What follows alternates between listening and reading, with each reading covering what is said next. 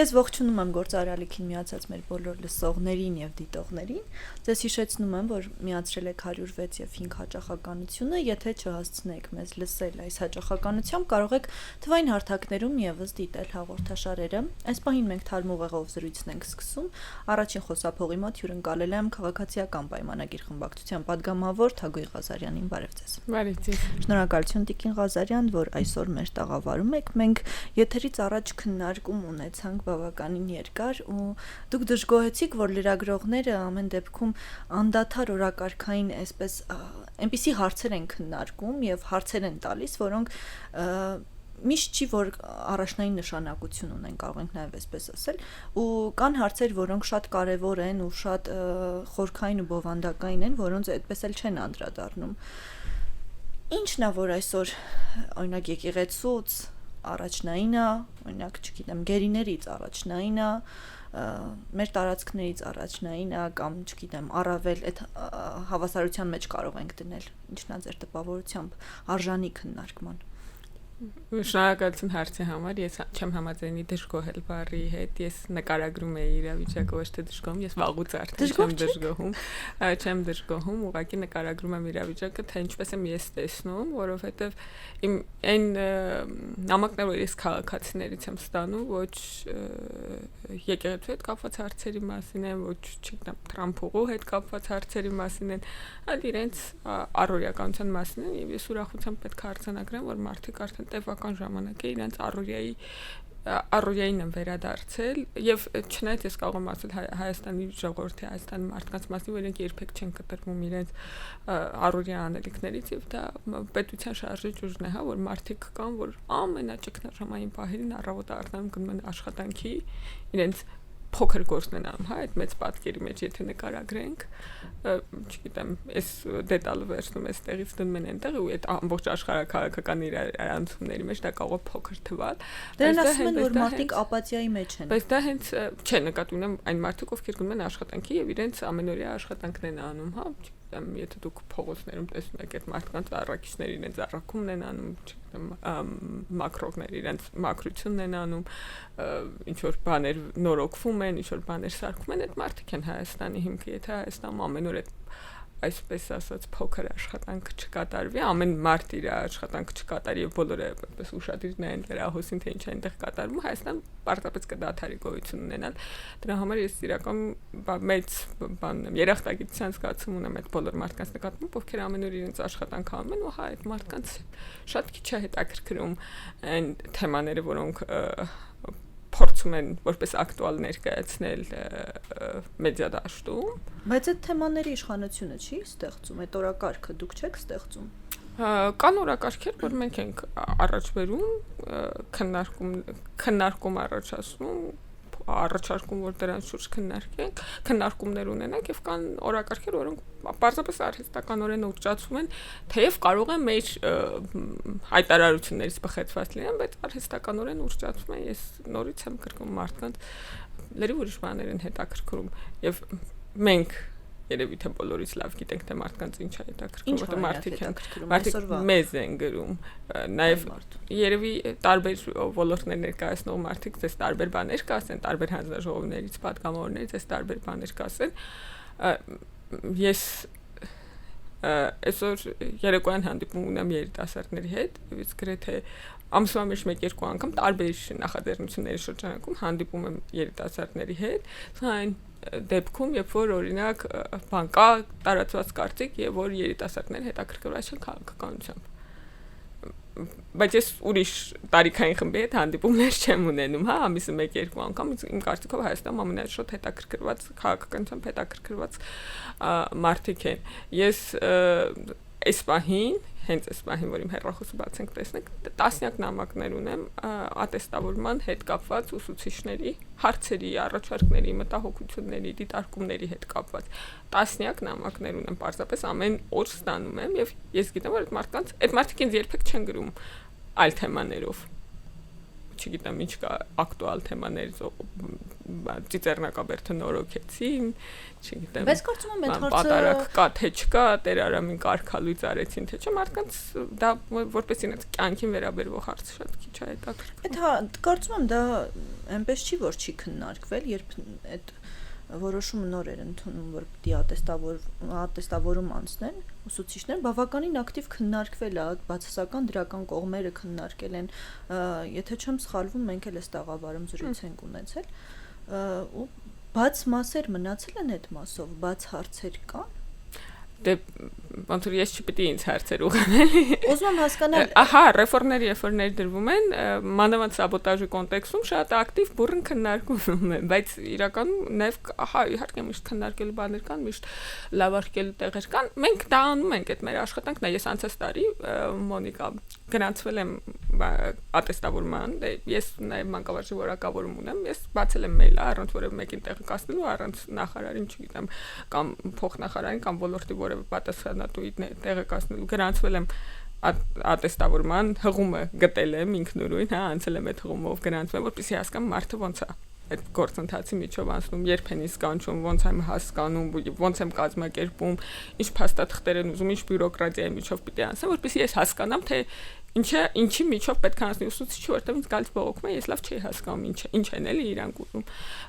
Գնացել մասնակցել եմ, չնայած նրան, որ պրակտիկա առումով վաղուց որպես հայոց լեզվի մասնագետ չեմ զբաղվում մանկավարժությամբ, հաղթահարել եմ ատեստավորման շեմը եւ կարողացել եմ դրանից հետո ավելի տեղեկացված իրազեկված ընդունեմ ուսուցիչների վերապահումները, առաջարկները, խնդիրները դիտարկում եմ, որտեղ ես նրանց փորձարկության միջով անցել եմ։ Ասած ինչա, մենք իհարկե լիք խնդիրներ կան, շատ խնդիրներ կան եւ մենք իհարկե ամենօրյա աշխատանքով փորձում ենք այդ խնդիրները լուծել եւ այդ հարցում է շատ օգնում ուսուցիչները շատ են օգնում ուսուցիչները իրենց մասնագիտական կարողություններով ու հմտություններով ոլորտային այդ խմբերը մասնագետները, որոնք ձևավորվել են, ես նրանց շատ շնորհակալ եմ, որովհետև ես զգում եմ, որ երբ որ առաջին փուլներ իրենք իսկապես փորձում են մամուլի միջոցով հարցերը լուծել, եւ եթե հիմա այդ ճանապարհով չեն փորձում խնդիրներ բարձրացնել, դա չի նշանակում, որ չեն լինում հարցեր։ Դա նշանակում է, որ իրանք պարզապես ինստիտուտներն ավելի շատ են վստահում եւ ինստիտուցիոնալ ճանապարհով են գնում։ Այ ասում եք, որ հարցեր կան, որոնք ուռճացվում են եւ օրինակ այս սրբազանի հարցը, այն սրբազանի հարցը քննարկվում է։ Ես հիշում եմ, որ այդ հարցերը մեր երկրի վարչապետն է օրակարգ բերել։ Իր Facebook-յան էջում գրել է հերթով սա այս սրանով ազբաղված, նա նրանով ազբաղված, այս պիտի փոխել, այն պիտի փոխել, կարճ եւ ամփոփ գրություններ, որոնք մտել են հանրության օրակարգ։ Եվ մարդիկ սկսել են քննարկել։ Դուք թելադրում եք այդ օրակարգերը։ Ոնց անել, որ մարդիկ չտրվեն լավ այդ օրակարգին, եթե մտածում եք, որ դա կարևոր հարց չի, եւ եկեղեցու հարցը կամ սրբազանների հարցը օրինակ կալանավորման առաջնային հարց չի, քան օրինակ, չգիտեմ, այլ հարցեր։ Իսկ ձևակերպումների հարցում մենք շարունակում ենք անհամաձայնություններ ունենալ, բայց փորձեմ պատասխանել այս ձևակերպված հարցին, ինչպես որ այն կա։ Ճիշտ եք ասում, որ եկեղեցու բարենորոգման օրակարգը հարցը անձամբ վարչապետի առաջ բերած օրակարգն է եւ ես կարծում եմ, որ ինքը ճիշտ է անում, որովհետեւ չի կարելի թույլ տալ, որ այնպիսի ուժեղ ինստիտուտ է, ինչպիսին եկեղեցին է, գործի քայնացվի պետության դեմ։ Եկեղեցու դերը պետության մեջ պետք է լինի, չգիտեմ, հոգևոր առաքելությունը կամ այլ կերպ համագործակցելու ինչ-որ նորմալ ֆորմատ պետք է լինի, որովհետև ի վերջո հայ առաքելական եկեղեցին միշտ կարողացել է համագործակցել բոլոր պետությունների, իշխանությունների, կառավարությունների հետ, անկախ նրանից թե դրանք որ ազգից են եղել եւ ինչպես են, հա, իշխել Հայաստանը, հիմա ինքը խնդիր ունեցավ միայն հայկական իշխանության հետ, հա, դա իր խնդիրը։ Այսինքն ինքը միայն սրա հետ է անհամատեղելի, հա։ ինքը դրամանական չէր Տիկին Ղազարյան պատերազմից հետո։ Ինքը իրան միայն մեզ հետ անհամատեղել։ Հայաստանում 1700 տարվա ընթացքում ոչ պատերազմ էր եղել, ոչ պարտություն էր եղել, անունը դնեինք բարոյական հաղթանակ, գուցե սրբադասվեինք։ Չի եղել 1700 տարի Հայաստանում խաղաղության կղզյակ ա եղել աշխարհում։ Պարզապես սա աշխարհի ամենապատերազմառատ տարածաշրջանն է եղել ու հայ առաքելական եկեղեցին միշտ կանգնած է եղել այդ պատերազմներում հայերի կողքը, որպես կանոն երբեմն իհարկե բաներ կան, խնդիրներ եղել են, բացառություններ եղել են, որպես կանոն կանգնած է եղել հայերի կողքը եւ երբեք չի բանարել, էլի հայահալած չի եղել հայկական եկեղեցին։ Անկախ նրանից, թե այդ պահին իշխանությունը ով է եղել, որ օտար կայսրությունն է եղել, ինքը նախընտրել է հայկական շահը պաշտպանել օտար կայսրություններից, բայց այս պահին եկեղեցին մտածում է հավանաբար, այս պահին իրան գործիքայնացնում են հայկական պետության դեմ, որոշ հոգևորականների միջոցով ամբողջ ինստիտուտն են փորձում գործիքայնացնել հայկական պետության դեմ եւ ինչպես պարզվեց վերջի Ignacio թեմի առաջնորդի հարցազրույցից 24 հոգևորականից 20-ը այդ եկեղեցական ժողովում դեմ են արտահայտվել այդ որոշմանը, բայց այդ որոշումը այնուամենայնիվ իրականացվել է քաղաքական գործունեություն ծավալել Հայաստանի Հանրապետության դեմ։ Ես չեմ ասում իշխանության դեմ, Հայաստանի Հանրապետության դեմ, որովհետև եկեղեցին չափազանց ուժեղ ինստիտուտ է, չափազանց ուժեղ ինստիտուտ է, էլի։ Ինչքան էլ հիմա դուք ասեք, իշխանություն, եկեղեցի, դուք ունեք իշխանություն, նրանք կրոնական կազմակերպություն են, կներեք, ես համարը համոզված եմ, որ եկեղեցին Հայաստանում ամենամեծ իշխանություն ունեցող կազմակերպությունն է։ Ինքը կարողացել է 1700 տարի ապրել, 1700 տարի էլ առնվազն 1700 տարի էլ կապրել, ինքը չափազանց ուժեղ ինստիտուտ է եւ իրան օգտագործել պետության դեմ, դա նշանակում է եւ թույլ տալ, որ դա լինի եւ դա արդարացնել, դա նշանակում է չհասկանալ ինչա տեղի ունենում։ Եկեղեցին երբևէ չի աջակցել ձեզ։ Մենք եկեղեցու աջակցության մասին չէ, որ խոսում ենք, մեզ իշխանություններին, մեզ Հայաստանի Հանրապետության, մեզ Հայաստանի հայ ժողովրդին, մենք ով ենք։ Ձեր իշխանությանը։ Հա, նկատվում է քաղաքացիական պայմանագիր կուսակցությունը, ես թեկուզ պատերազմի օրերին, որպես կդժվարանամ հիշել, այսինքն այդպես բան հավաքական կերպով ինչ որ բաներ հիշել, պատերազմի օրերին ես ինքս Արմավիրի թեմի առաջնորդ Սյոն Սրբազանի հետ եմ անցկացրել գրեթե ամեն օրը պատերազմի, որովհետև զոհերի ընտանիքներին ենք այցելել, ես եւ Սրբազանը եւ այդպիսի համագործակցության փորձառություններ ունենք, բայց հարցը ինչ, այսինքն զուտ բան ինստիտուցիոնալ առումով, խորհրդարան եւ թեմի առաջնորդ այդ առումով, բայց ես դա ոչ աջակցություն, ոչ չաջակցություն չեմ համարում, նորմալ է, չէ՞ որ թե ազգային ժողովի պատգամավորը թե թեմի առաջնորդը այդ պահին պետք է այդ մարդկանց կողքին լիներ։ Դե նաև նորմալ չի Տիկին Ղազարյան, որ պատերազմից հետո եկեղեցին հրաժարականի, այսպես, չգիտեմ, Ես համարում եմ, որ դա նորմալ չի։ Եթե ընդհանրապես եք հարցնում, համարում եմ, որ դա նորմալ չի, ասենք կներեք, էլի սա առաջին երևի միակ իշխանությունն է եկեղեցու հետ պատահած, որի հրաժարականը ինքը կարա պահանջի, որովհետև ազգային իշխանություն է, չէ։ Հետևաբար լավ կլիներ որ քաղաքական հայտարարություններ չաներ, բայց այնուամենայնիվ, հենց Հայաստանի Հանրապետության քաղաքացիներ, Հայաստանի Հանրապետության քաղաքացիները թող սքեմը հանեն, նոր այդ Հայաստանի Հանրապետության քաղաքացու իրավունքներից օգնեն։ Ընդհանրապես կվերադառնանք եկեղեցականների, հոգևորականների քաղաքականությամբ զբաղվելու հարցին, բայց վերադառնանք այդ 21 թվականի հայտարարությանը, այնուամենայնիվ վարչապետը հրաժարական տվել է։ Հայտարարություն է եղել, վարչապետը հրաժարական տվել է։ Դե հիմա հակառակ հայտարարությունն է։ Դե հիմա էլ թող հակառակը տեղի ունենա, այսինքն երբ որ դու ընտրված ժողովրդի կողմից ընտրված վարչապետին ասում ես հրաժարական տուր, վարչապետը հրաժարական է տալիս։ Սահմանադրությունը արգելում է նման միջամտություն եկեղեցու հարցերին։ Սահմանադրությունը այդ հոդվածը գիտեք ոնց է։ 17-րդ հոդվածը։ Այդ հոդվածը ոնց է ձևակերպված, որ իրարից անջատ են եկեղեցին եւ պետությունը։ Իսկ մտածել եք երբևէ դրա մշակութային կոնտեքստը որն է, քաղաքական կոնտեքստը որն է, ինչ են եկեղեցին եւ պետությունները սովորաբար անջատ լինում եւ սահմանադրորեն սահմանում, որպեսզի հոգեվորականները, որպեսզի կրոնական նարատիվները չխառնվեն քաղաքականությանը։ Դա ոչ է ասում որ պետությունը անջատ է, անկախ չի։ Ինչ է նշանակում անջատ է եկեղեցին։ Եկեղեցին Այդ նշանակում է, որ չի կարելի անդրաշխարհյան նարատիվներով քաղաքականություն անել, հա, քաղաքական գործիչները պետք է քաղաքական ռացիոնալություն ունենան։ Գնացել էր այնքան կանգնել էր բանի Հովանավանքի դեմ, դիմացը մարդկանց ասում էր ձեր պսակը չի ճանաչվի երկնքում, եթե Տեր Արամը ձեզ ամուսնացնի։ Դուք հասկանում եք, չէ՞, որ ոչ ոք չի կարող դա ստուգել։ Դե կարգալույց արված։ Ոչ ոք չի կարող ստուգել երկնքում կճանաչվի, թե չէ։ Ոչ ոք չի կարող դա ստուգել։ Անստուգելի բաներ կրոնական տերոր են անում։ Ասում են դուք, ասենք պատկերացնում եք Քարոզ Արշավ լինի, ասեն դե դուք եթե ընտրեք այսինչ քաղաքական ուժին կընկնեք դժոխք, այսինչ քաղաքական ուժին կընկնեք դրախտ։ Դա խնդրահարույց է, ասում, եթե այս զիջմանը չգնանք, տավուշից պատերազմ կսկսվի։ Հա, բայց դժոխքն ու դրախտ լավ էլի Մոնիկա։ Չէ, գնաց, չէ, մենք կառուցողական ենք եղել եւ կանխել ենք, այո, հարձակումը, նաեւ էսկալացիան Հայաստանի սահմաններին, բայց քաղաքական ռացիոնալ դրամը, եթե հիմա մարդիկ ասում են, չէ, 19 թվականի զիջեիք պատերազմ չէր լինի եւ այլն, եւ քաղաքական բանավեճ կա, դժոխքն ու դրախտը քաղաքական բանավեճի բաղադրիչ են, հիմա դուք ուզում եք, չէ, դուք ուզում եք ինձ ասել, որ բանը Սատանան ու Աստվածը կարան մտնեն քաղաքական խոսույթի մեջ, դրա համար է սահմանադրությունը նախատեսում կրոնական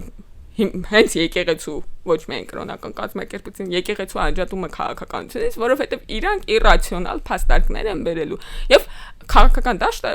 չի կարող դիմակ քայքայվի հասկանում եք քաղաքականություն գոյություն չի ունենա եթե մենք սկսենք իրար դժոխքով դրախտով սատանայով եւ Աստվածով Հիսուսով եւ այլ վերերկրյային անստուգելի էակներով բանավիճել իրար հետ Եվ դրա համար էլ սահմանադրությունը նախատեսում է, որ իրարից անջատեն, բայց դա չի նշանակում, որ եկեղեցին չի ենթարկվում պետության կարգավորումների։ Հա? Այսինքն ինքը ինչ է անկախ է։ Իհարկե անկախ է։ Ո՞նց է անկախ։ Անկախ է։ Ինչ ասել է անկախ, լավ, խնդրում եմ բացատրեք։ Ինչ եք հասկանում։ Պետությունը ունի կարգավորումներ։ Օրինակ, քրեական օրենսգիր։ Կրոնական կազմակերպությունների մասին օրենքի բոլոր դրույթներին։ Հայաստանի Ծառայքելական Սուրբ Եկեղեցու եւ կառավարության հարաբերությունների մասին սահմանված օրենքների բոլոր դրույթներին, հուշարձանների մասին օրենքի բոլոր դրույթներին, մշակութային արժեքների մասին օրենքի բոլոր դրույթներին, ոչ պետական կազմակերպությունների մասին օրենքի բոլոր դրույթներին, ընդհանրապես բոլոր քրեական օրենսգրքի բոլոր դրույթներին, բոլոր օրենքներին, բոլոր կարգավորումներին, որոնց հետ ինքը առնչվում է։ Հարցը, որին չի ենթարկվում Ձեզ համար ամենախնդրահարույցը ողն է, որն եկեղեցին չի ենթարկում այս բանին, որ պիտի ենթարկվի այդ դրամաբանությամբ գնամ։ Ինձ համար Ինձ համար իր ապակաղական լինելու օրենսդրական պահանջը, որ կրոնական կազմակերպությունների ընդհանուր առմամբ ենթադրում է, որ իրենք պետք է ապակաղական լինեն, չնայած ես եթե սրա ինստիտուցիոնալ լուծումը հարցնեք որն է, իրենց կանոնադրության ընդունում եմ, որովհետև եթե չեմ սխալվում, իսկ ես ամենայն հավանականությամբ չեմ սխալվում, որտեղ ստուգել եմ 2 օր առաջ, եկեղեցին որպես կրոնական կազմակերպություն գրանցվել է արդարադատության նախարարությունում պայմանով, որ ինքը կունենա կանոնադրություն, այսինքն կմշակի եւ կընդունի կանոնադրություն։ Այն պահին, երբ որ չգիտեմ, օրինակ լրատվական ռադիոն, երբ որ գրանցվել է, ինքը ինչ որ կանոնադրություն ունեցել է, չէ՞, ենթադրում եմ, որպես լրատվամիջոց որ գրանցվել է, որովհետեւ բոլոր ոչ պետական կազմակերպությունները գրանցվելիս ինչ որ կանոնադրություն են ներկայացնում, որպեսզի վեճերը հետո լուծվեն այդ կանոնադրության շրջանակում։ Ի տարբերություն շատ ու շատ կազմակերպությունների հասարակական, կրոնական եւ այլ կազմակերպությունների եկեղեցին գրանցվել է պայմանով, որ ինքը կընդունի կանոնադրություն, որովհետեւ իր վերջին կանոնադրությունը, թարմացված կանոնադրություն ցարական կայսրության պոլոժենի այդ կանոնադրությունն է եղել, որը բոլոր բաներին է վերաբերվել կրոնական կազմակերպությունների սովետական միության ժամանակ դրանով աշխատել անկախության շրջանում ինքը այդ պայմանով գրանցվել է տրամաբանական է որ Հայաստանի Հանրապետության արդարադատության նախարարությունը ընդունել է այդ գրանցումը նկատի ունենալով այդ նախապայման, որովհետև տրամաբանական չէր լինի, հա, որ նախարարություն մերժեր հայ առաքելական եկեղեցու գրանցումը, բայց այս 30 եւ ավելի տարիների ընթացքում չի ընդունել կանոնադրություն։ Եթե կանոնադրություն լիներ, բոլոր հարցերը շատ ավելի հեշտ լուծելի կլիներ։ Կանոնադրության մեջ գրած կլիներ, որ պետք չի զբաղվել քաղաքականությամբ, չեն զբաղվել քաղաքականությամբ։ Գիտեք, եղել է նախորդ շրջանում Սերժ Սարգսյան ժամանակաշրջանում, ես շատ լավ հիշում եմ հոգևորականներ, որոնք փիլոնազրկվել են քաղաքական հայտարարությունների համար։ Փիլոնազրկումը կարգալուծությունը չէ բոլորս դարձել ենք դավանաբանական բաների դետա տերմինների ազգը դառնում է այդ դավանաբանական տերմինների մասնագետ պետք է ինչ-որ բան կարողանաս էլի ուսումնասիրել որ կամ պատասխանել այսինքն դա ինչ-որ որոշակի սանկցիա է որը դեռևս կարգալուծություն չի եղել են այդպես դեպքեր բայց հիմա օրինակ երբ որ Բագրատ Սրբազանը իր շարժումը սկսեց իր անունը դերեցին սառեցնել։ Դա մի ընթացակարգ է, որը որևէ կանոնադրությամբ ոչ կանոնագիր քայոցով, ոչ պոլոժենիով որևէ կերպ չկա, որևէ տեղ ֆիքսված։ Ես վստահ եմ, որ դուք դրա մասին գիտեիք 18 թվականին։ Ինչի մասին։ Որ այդ կանոնադրությունը Չէ, ես չգիտեի։ Եթե անձամբ իմ մասին եք հարցում, չգիտեմ, վարչապետը չգիտեր այդ մասին։ Ես գիտեմ, որ ես այն որ կանոնադրություն գոյություն չունի, ես վարչապետի ասուլիսից եմ իմացել ինքնահարցում արել արտահայտության նախարարության որ տեսնի ինչով է գրանցված արդյոք կանոնագիր իշում է կանոնագիր քայոցից մեր վերումներ էին անում բանավիճում էին բան հետո խնդրել է արխիվներից դուրս բերել են փաստաթուղթը որով գրանցված է բայց ես հավատացած էի որ կանոնագիր քայոցն է եկեղեցու կանոնադրությունը բայց պարզվեց որ չէ խոստումն է եկեղեցու կանոնագիրքը բոլորովին վերջերս մի երկու շաբաթ առաջ ենք բարձել Այն ճանապարհը, բայց ամեն դեպքում որ ձեր թիմը կարծում է, որ եկեղեցին վերափոխելու, չգիտեմ, կարգավորելու ճանապարհն է, ճիշտ ճանապարհը սա։ Մեթոդների հարցում գուցե կարող ենք ավելի տարբեր տիպի մեթոդներ ընտրել, չգիտեմ, ավելի անգիր։ Ամեն դրվագի հետ կապված կարա լինի վերապահում այս մեթոդը ստեղ, սենց պետք էր անել, այնտեղ այնպես պետք է անել, բայց ես զգում եմ, որ հոգեվորականներն են մեծ հաշվով հոգնել իրենց բան քաղաքական գործիք օգտագործելու այդ պրակտիկաներից ես երկու հարցազրույց եմ նայել Գևորգ եթե չեմ սխալվում էլ Գևորգ Սրբազան Մասյացոտն թեմի առաջնորդի հարցազրույցներից ինքը ասում էր որ իրեն ստիպել են քաղաքական ելույթներ ունենալ ինքը իր կամքով չի դարել իր վրա հոդվածներ են պատվիրել իր ընդհանրապես այդպես բան կա կոմպրոմատների մշակույթ կա եկեղեցում եւ այլն եւ այսպես շարունակ եւ ես զգում եմ որ այդ մարդիկ ավելի շատ այդ հոգնածություն ունեն այդ հիմար իրանց կարծիքով էլի որտեվ հոգեվոր մարդկանց համար այդ թեմաները այդպես աշխարհիկ թեմաները պետք է որ առանձնապես հետաքրքիր չլինեն հա այդ թեմաների մեջ այդպես խառնվելուց իրանց ներքաշելուց արդեն հոգնած են եւ իրանք կուզենային հոգեվոր դավանաբանական հարցերով զբաղվել եւ ես կարծում եմ որ վաղ թե ուշ այդ հանգրվանին հասնելու ենք իհարկե որոշ դրվագներում ավելի մեղմ կարող են լինել որոշներում ավելի սուր որոշներում ավելի կտրուկ որոշներում ավելի փափուկ բայց այն ինչ որ մենք լսում ենք օրինակ շատերս չգիտենք էլի որ հոգեվորականներից այդ չենք սպասել եւ ակնկալել են որ իրանք կսկսեն պատմել թե ինչքան ճշված են իրենք եկեղեցում ընդհանուր եպիսկոպոսները որ դա կպատմեն այն ինչ որ մենք լսում ենք նրանցից ինձ թվում է որ իրանք նույնպես էլի ուզում են այդ ճանապարհով անցնել միգուցե իրանք էլ կուզենային որ ավելի հանգիստ լիներ ավելի կառուցողական լիներ բայց այն ինչ որ արել է այս ընթացքում իրանց առաջնորդը եւ եւս մի քանի եպիսկոպոս փաստացի 4-ը հա այդ հոգեվոր ժողովից չեք վախենում որ այ դուք նշեցիք քանի անգամ որ եկեղեցին այդպես պատմության խորքերից եկող կառույց է եւ հիմքերը շատ ամուր են չեք վախենում որ այս պայքարի մեջ դուք կպարտվեք որովհետեւ երբ ես ասում եմ եկեղեցի եւ երբ դուք ասում եք եկեղեցի մենք տարբեր բաներ ենք հասկանում երբ ես ասում եմ եկեղեցին ամուր կառույց է ես հասկանում եմ այն քահանաներին ու եպիսկոպոսներին որոնք հիմա պատմում են որ իրենց բան են այդ իրենց կազմակերպության ներսում ճնշել են Եվ դուք ասում եք եկեղեցի, դուք նկատի ունեք Կտրիչ Ներսիսյանին։ Երբ ես ասում եմ դա նկատի չունեմ։ Հետևաբար բաում հետ ենք մենք պայքարում։ Դա իրաց ներքին դինամիկան է, չէ՞, 10 եպիսկոպոս եւ եւս առնվազն 4 հայտարարված եպիսկոպոս իրար հետ կոնֆլիկտ ունեն, խնդիր ունեն։ Ինչ-որ հարց ունեն լուծելու եւ մենք դա դիտում ենք որովհետեւ դա դարձել է հրապարակային այդ թվում մեր թեթև ձեռքով էլի դարձել է հրապարակային ինչ նկատի ունենք մենք երբ որ ասում ենք եկեղեցի իհարկե եկեղեցին դիմակայել է շատ են եկեղեցին դիմակայել է մոնղոլներին արաբներին թուրքերին ցարերին շահերին սուլթաններին ինչպես կասեր Չարենցը եւ այո եկեղեցին կդիմակայի նաեւ Կտրիչ Ներսիսյանին ես այնքան հանգիստ եմ եկեղեցու ապագայի համար մի հոգի մի Կտրիչ Ներսիսյան չի կարող ավիրել եկեղեցին, քանդել եկեղեցին, ինքը բան ունի, էլի, վերականգնվելու շատ ուժեղ հատկություն ունի։ ինչքան էլ ուզենան, ինձ թվում է դա անհնար կլինի։ Շատ լավ, դուք մշտապես խոսում եք խաղաղությունից, ասելով, որ խաղաղության դարաշրջանի մեկնարկը տրված է։ Բայց դրան զուգահեռ ես չեմ դադարի անդադար այս հարցը տալ, որովհետև այս հարցը ինչքան էլ մենք չցանկանանք, մեր օրակարգում են։ Դրան զուգահեռ գերիներ Բաքվում։ Մենք շարունակում ենք ունենալ օկուպացված տարածքներ։ Հռետորաբանությունը այդքան էլ չի փոխվել թշնամի պետության։ Երբ ասում ենք խաղաղություն, մենք ինչ ենք հասկանում ու հողի վրա մենք երբ պիտի տեսնենք։ Օրինակ ես հասկանում եմ, որ խաղաղությունը, երբ որ հաստատվեր, առաջին բանը գերիների վերադարձ պիտի լիներ։ Դա ինչու տեղի չի ունենում, որքան էլ որ ձեր թիմակիցները դուք պնդեք, որ մշտապես աշխատանք է տարվում այդ ուղղությամբ, պետքա դա հողի վրա տեսնել։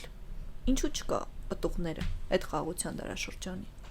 Մի քանի հատ հարց տվեցիք ընթացքում, ինչ ենք հասկանում, մենք երբ որ ասում ենք խաղաղություն, մենք հասկանում ենք առնվազն ռազմական որևէ տիպի գործողության բացակայություն, դա չի նշանակում, որ երկրների միջև չեն շարունակում հարցեր լինել, ինչը եթե ասենք Հայաստանի ու Վրաստանի միջև միշտ խաղաղություն է եղել հազարամյակներ շարունակ խաղաղություն է եղել բացառությամբ 18 թվականի մեկ շաբաթյա պատերազմի Հայաստանի ու Վրաստանի միջև հարցեր չկան։ Բայց այնպիսի հարցեր չէ ինչպես Հայաստանի եւ Ադրբեջանի։ Կան թե չկան, օրինակ ինչ-որ պահին շատ սրված է եղել բանի 2000-ականների սկզբում հայկական համայնքի հարցեր են այնտեղ, չէ, շատ սրված է։ Հայկական դասագրքեր են արգելվել։ Անհամեմատելի չէ։ Իհարկե անհամեմատելի են, որովհետեւ հենց նոր է վերջացել Ադրբեջանի հետ կոնֆլիկտը։ Դուք ինչ եք կարծում, երբ որ օրինակ բանը 1827-ին Ռուսաստանը եկել է եւ այս Պարսկահայաստանի տարածքը վերցրել է, էլի մինչև Մեղրի սահմանը, այն ինչ որ այս սահմաններով որ կա։ Ման դրանից հետո հաջորդ օրը մենք բանի պարսիկների հետ, իրանցիների հետ այնքան այնպիսի հարաբերություններ ունենք, ինչ որ այսօր կամ Հայաստանի ու Իրանի հետ միջև հարցեր չկան այսօր։ Միշտ կան հարցեր միշտ լինելու են։ Եվ ինչ եք կարծում, ավելի հեշտ է խաղաղության պայմաններում հարցերը լուծել, թե պատերազմի պայմաններում։ Խաղաղություն, բայց ինչպիսին է այդ խաղաղությունը։ Ինչպիսին է այդ խաղաղությունը։ Մեզ համար, եթե ինչպիսին է այդ խաղաղությունը։ Դե ես նշեցի արդեն մենք գերիների հիմա այդ հարցերը լուծելու ձևը որն է։ Օկուպացված տարածքները։ Okay, երկու հարց առնվազն շատ զգայուն են։ Գերիների եւ օկուպացված տարածքների այդ հարցերը լուծելու ձևը որն է։ Ձեզ եմ հարցնում, դուք եք այդ ճանապարհը։ Ես դուք ինձ ասում եք, որ այդ ճանապարհը սխալ ճանապարհ է։ Ես հարցում եմ, ճիշտ ճանապարհը որն է։ Ճիշտ ճանապարհը, եթե դուք առաջարկել եք խաղաղության միջոցով լուծել այս հարցը, ուրեմն պետքա լուծված լիներ, չէ՞, արդեն։ Իսկ եթե լուծված չի, ուրեմն ինչ։ Իսկ եթե դեռևս լուծված չի, ուրեմն ինչ։ Իսկ երբ է լուծվելու։ Իսկ եթե դեռևս լուծված չի, ուրեմն ինչ։ Բայց երբ է լուծվելու։ Ինչ որ բացի պատասխանը։ Ասեք մի կամ 10 կամ 100 տարի հետո։ Ուրեմն ինչ։ Չէ, ուզում եմ հասկանամ, ուրեմն ինչ, եթե դա մի տարի է։ Պիտի չասեք, որ սա խաղաղություն է, որովհետև դա խաղաղություն է։ Այսինքն եթե երկրների միջև կան չլուծված հարցեր, ուրեմն խաղաղություն չի։ Գերիները պարզապես չլուծված հարցեր չեն, այսպես ականջի հետև կոնֆլիկտի հաջորդ օրը տարածքը ականջի հաջորդ օրը բոլոր հարցերը լուծված չեն լինում։ Հաջորդ օրը չի 4 ամիս է, չէ՞, անցել օգոստոսի 8-ից։ 4 ամիսը պատմության դիտանկյունից հաջորդ օրը կոնֆլիկտի 30 եւ ավելի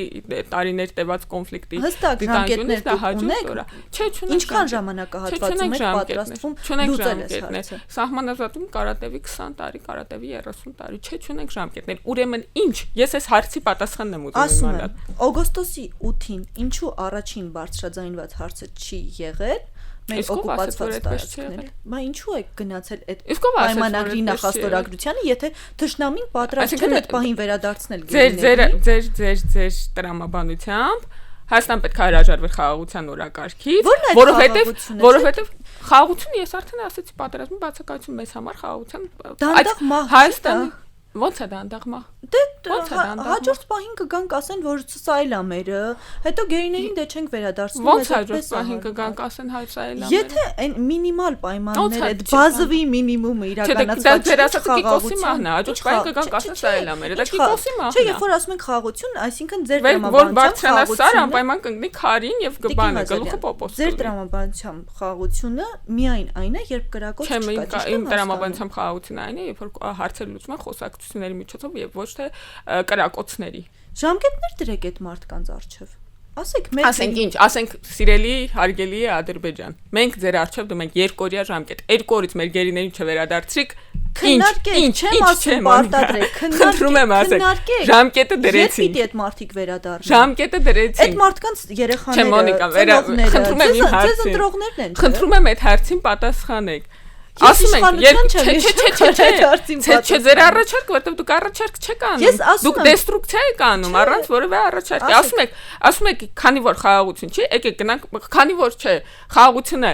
լիակատար բան չի, եդեմական չի, դեռևս կան չլուծված հարցեր։ Եկեք գնանք բոլորը մեռնենք։ Ես ասում եմ, ոչ, մենք բոլորով չպիտի մեռնենք։ Ես ասում եմ, եթե հաստատված չի խաղաղություն, մի ասեք, որ խաղաղությունը հաստատված է եւ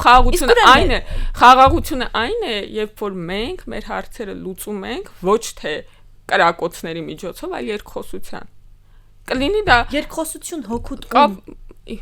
երկխոսություն բնականաբար յուրաքանչյուր կողմի համար հոգուտ իրեն։ Ամեն մեկ փորձելու է շահերը առաջ, մեղ նորմալ չի։ Ես ուզում եմ որպես Հայաստանի Հանրապետության քաղաքացի տեսնել մեր շահերը երբ են առաջնային լինելու։ Ես շատ կուզենայի, որ դուք պատասխանեիք ձեր բարձրացրած հարցին։ Ժամկետ ենք դնում, ասում ենք, օքեյ, 2 ամիս հետո մեր գերիները չկան, ինչ սպառնալիք պետքա դնենք, էլի մենք։ Ես չեմ ասում սպառնալիք դրեք, ես ասում եմ մարդկանց հետ խաղաղության օրակարգ հաստատելիս առաջ քաշեք հարցեր, որոնք խաղաղության օրակարգին համապատասխանում են։ Իսկ ինչու տեղի չունենում, հարցրել եք այդ մարդկանց, ուզում են իրենք խաղաղություն։ Ուզում են։ Այդ մարդիկ հրապարակային մակարդակում իհարկե պնդում են։ Եթե իրենք խաղաղություն ուզում են, ինչու գերիներին չեն վերադարձնում։ Հրապարակային մակարդակում պնդում են, որ ուզում են, բայց մեծ համար այս պահին ոչ թե իրանց բան կներեք, էլի քաղաքականություն բան չի, ամուսնություն չի, էլի, որ իրանց անկեղծության հավատան կամ սենտիմենտներին կամ էմոցիաների բան հավաստիությանը։ Քաղաքականությունը այն մասն է, որ դու կարող ես քո շահերը առաջ մղել։ Մեր շահերը այս պահին, մեր շահը այս պահին է նա, որ մեզ հետաքրքրող բոլոր հարցերը լուծվեն երկխոսության, ոչ թե ռազմական գործողությունների միջոցով։ Չկա ուրիշ տարբերակ։ Այս բանի ես կողմ եմ, որ առանց կրակոցների հարցերը այդ երկու տարբերակով են։ Եթե մանավանդ մենք ունենք այդքան երկար տասնամյակների կոնֆլիկտի պատմություն, ոչ թե ասենք, չգիտեմ, Վրաստանի կամ Իրանի պես են մեր հարաբերությունները։ Չկա բնության մեջ գոյություն չունի ուրիշ տարբերակ։ Կամ մենք հարցերը լուծում ենք երկխոսելով, կամ մենք հարցերը լուծում ենք պատերազմով։ Մենք որոշել ենք, որ մեր հարցերը լուծելու ենք երկխոսելով։ Եվ այո, դա դժվար է, այո, դա դանդաղ է։ Այո, երբեմն դա մեզ համար այդքան էլ հաճելի չի, կներեք, բայց իսկապես հաճելի չի։ Մենք կուզեինք, մենք չգնայինք այդ տհաճ բանի խոսակցությունների մեջ մտնեինք, այդ ամբողջ, չգիտեմ, հայկական կողմից առավել եւս այդ բանը ամբողջ մեդիա արշավը մեր վրա չկրեինք, հա, բայց դրա փոխարենով պետք է, եթե դու չես գնում առաջնագծում 10 տարեկան երեխաներն են, զինվորներն են։ Հա, իրանց մասին ոչ ոք չի բանանում, իրանց ոչ ոք չի հայհոյում, լուտանքներ չի թափում գլխին, այս մուննատ չի գալիս իրանց վրա։ Բանը, մենք էլ տեղ դառնում ենք արժանապատիվ է։ Մենք արժանապատիվ կեցվածքով մերժեցինք իրանց հետ երկխոսելը, նկարվելը, ձեռք սեղմելը եւ ես չեմ ասում մերժեք։ Երկխոսեք, բայց հստակ օրակարգերի շուրջ։ Իսկ ով ասեց, որ առանց օրակարգերի մասին։ Ով ասեց, որ առանց օրակարգի են խոսում կամ առանց ժամկետների։ Դե ես էլ հարցնում եմ, մենք արդյունքները եթե դուք հետ գնաք 2022-ից մինչև այս պահը Հայաստանի Հանրապետության արտաքին ճակատի կատարած աշխատանքը բարձրացվում, որ մենք պետքա անկլավների այս տարածքները փոխանակենք, բայց օրինակ չի բարձրացվում անդադար ամենօրյա ռեժիմում, օրինակ գերիների հարցը։ Ես ուզում եմ դա հասկանալ։ Ձեր մոլորությունը գիտեք ինչու՞մ է։ Որտեղ թվում է հարցը բարձրացնելը, հարցը լուծելը։ Եկեք, օքեյ, եթերով նստենք, ես ու դուք ամեն օր կամ չգիտեմ ինչ որ բան միջազգային հարթակ գտնենք, գնանք նստենք առավոտից երեկո գերի ասենք։ Նաև լուծում է։ Շատ քանի անգամ է լուծել։ Թշնամի պետությունը այդպես լուծել է իր հարցերը։ Դուք շատ խորը մոլորության մեջ եք։ Թշնամի պետությունը իր ռեսուրսներով է այդ հարցերը։ Նաև ռեսուրսներով, բայց խոսելով է հարցը։ Նշանակում է այդ բան հարց բարձրացնելով է հարցը։ Ռեսուրսները միայն բավարար են, այսինքն չխոսել եւ իհարկե խոսելը մարդկային հարաբերությունների մարդկային կյանքի մեջ շատ կարեւոր է, բայց նես դու թե դու մենք 100 տարի Սևրի պայմանագիր ենք ասում, բախի այդ չի լուծվում։ Խոսելը այդքան կարեւոր է, հա։ Առանց ռեսուրսների։ Իսկ ռեսուրսները կուտակում են լուր։ Կուտակում եք։ Իսկ դες ինչ է թվում։ Հարցնում եմ ինչ։ Այսինքն դուք որ հետևում եք Հայաստանի Հանրապետության քաղաքականության, վարած քաղաքականության միջազգային հարաբերություններին, տնտեսական քաղաքականության չեք զգում, որ կուտակում ենք։ Դες տեսնում եմ հանդիպումների, ես արդյունքները ինձ համար անհասկանալի են։ Դե հա հնարավոր է որ եւ դա խորը հետազոտական կամ մասնագիտական հասանելի չի, բոլորը չլինի, կարան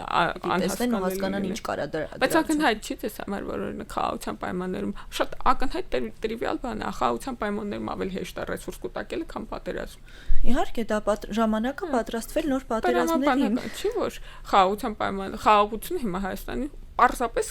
քաղաքական պրագմատիկ շահի կողդիտանկյունից ելնելով խաղաղությունը Հայաստան ձեռնտու է։ Դրա մասին չի խոսք, Տիկին Ղազարյան, բոլորն էլ խաղաղություն են ուզում։ Ես կենացային մակարդակով չեմ ասում, զուտ քաղաքական հաշվարկի առումով հիմա մեզ ավելի ձեռնտու է խաղաղություն, քան պատերազմը։ Կարող է ավելի շատ ռեսուրսակիր երկրներին քաղաքական շահի եւ հաշվարկի տեսանկյունից այդ պահին ձեռնտու լինի պատերազմը։ Ես բան չեմ հիմա այդ զուտ հաշվարկի մասին եմ ասում, էլի պարզ չի որ մեզ հիմա ավելի ձեռնտու է խաղաղություն նաեւ քաղաքական դիտանկյունից, ոչ միայն մարդկային, էմոցիոնալ, ապրումակցման, առավել եւս կանացի երկուս էլ այդ առումով կհասկանանք, ինչքան ենք ապրումակցում մենք այն մարդկանց, ովքեր ոնց որ այդ խաղաղության կարիք ունեն, բայց այդ չեմ ասում, քաղաքական հաշվարկի դիտանկյունից դա հասկանալ չի, պետք է բանալ, բացատրել որ դրա կարիքը կա։ Շատ լավ։ Այս թեման փակենք մի հարց էլ քննարկենք ու ավարտենք հավանաբար։ Նաև շատ անդիմադիր գործիչներ եւ ոչ միայն հանրության շրջանում էլ կա տարածված կարծիք, որ այգալիք ընտրությունները բացարձակ թափանցիկ չեն լինելու։ Ինչի՞։ Ես ձեզ եմ հարցնում, ինչն է։ Որը ով անդիմադիրներ դա ասե։ Դե ես անուններ հիմա հնչեցնեմ, մեր Չէ, ուզում եմ այս նախադասությունը իմանամ ով է այդ։ Ասում են, որ թափանցիկ չեն լինելու, որովհետեւ դուք չունեք այդքան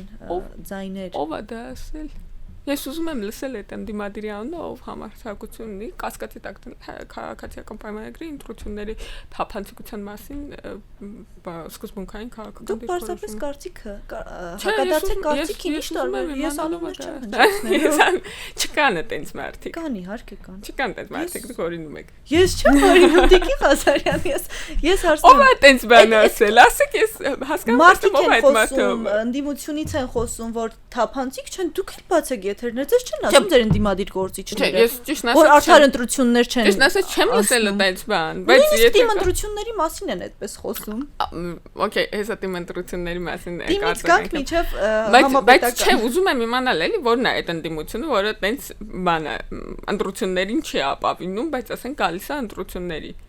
Ուզում եմ հասկանալ, բոլոր ընդդիմադիրները նստած սպասում են ընտրություն լինի, գնան իրանք այդ ընտրությունով մեզ ջախջախեն եւ ավելի լավ օրակարգեր առաջարկեն, քան մենք բան չեն նստած սպասում ընտրությունների, եթե ընտրություններին չեն հավատում։ Երկրորդ բանը,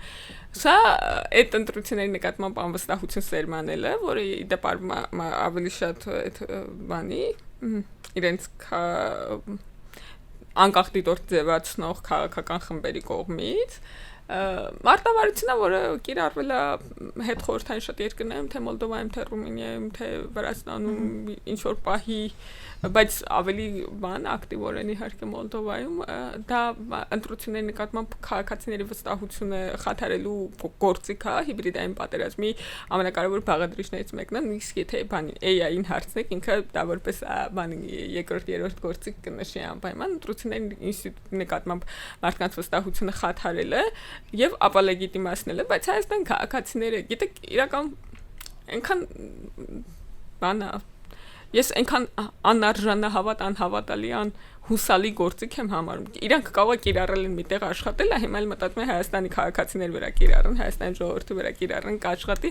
բայց հո բան չէր, չգիտեմ, Ռոբերտ Քոչարյանը չէր էլ վեր կենում հայտարարում ես կեղծել եմ ընտրությունները եւ մարդիկ մտածում են որ ինքը կեղծել է կամ ՀՀԿ Մինսկի դիտորդները ամեն ընտրությունից հետո ասում են սա մեկ քայլ առաջ է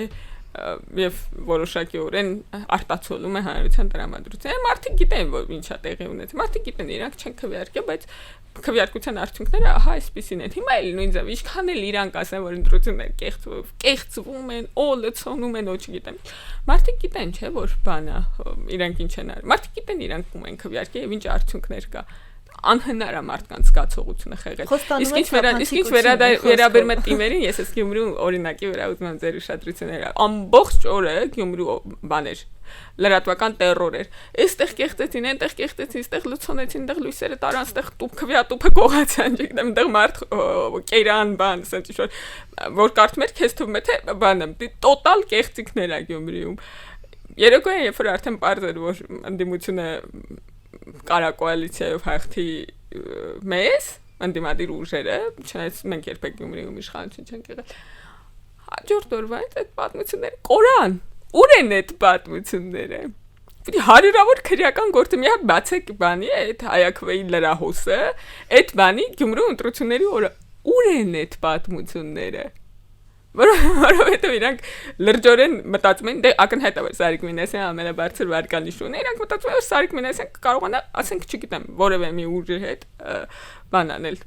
ավելի շատ ձայն հավաքել, որովհետև դե մենք ինքներս մեր համեմատ 120%-ով ավելի շատ ձայն ենք հավաքել նախորդ ընտրությունների համեմատ, ու դա ակնհայտ է էլի, որ շատ բան է, բարձր ձայներ ենք հավաքում, ու դա շատ եզրիներ, մենք կլինենք իշխանության, թե իրենք մտածում են որ եթե մենք լինենք, գոնե այդ բանը, այդ ընտրությունների դելեգիտիմացիան կաշխատացնեն, բայց ուր են այդ պատմությունները։ Դե եթե լեգիտիմ չի եղել ընտրությունները, ինչ ասեմ, պատասխան կա։ Ասեք։ Ասում են դրանից հետո տեսնում ենք թե ինչ է տեղի ունենում։ Ինչ է տեղի ունենում։ Դրանից հետո այդ ուրիշ պատմություն է։ Ընտրությունները կեղտել լրիվ ուրիշ պատմություն է։ Այսինքն եթե